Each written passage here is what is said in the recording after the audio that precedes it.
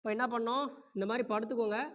உங்களோட எல்போவை கீழே வைக்கணும், கை மொழி அந்த மாதிரி வைக்கணும். ஸோ இந்த மாதிரி எல்போ வச்சுட்டு மெதுவாக என்ன செய்யணும், மேலே பார்க்கணும்.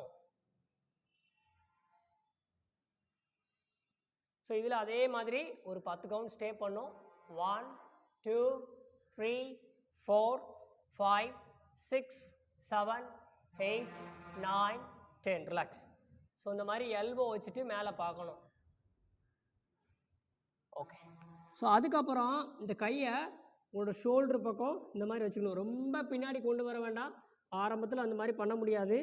கொஞ்சம் இந்த மாதிரி ஷோல்டர்கிட்டே வச்சுருங்க.